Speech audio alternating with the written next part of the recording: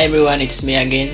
Now for this video, I will demonstrating to you how to determine the condition of dry cell using the multimeter.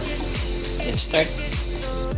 So now we have a battery or a dry cell and analog multimeter. So for this video, how to determine that this battery is a good condition or bad condition using a analog multimeter. So first, the range selector is to select the direct current volts, and as we can see our visualization, the battery is have a 10 volts, so it means our range is 10, so we choose a 10 range because the 9 volts is better.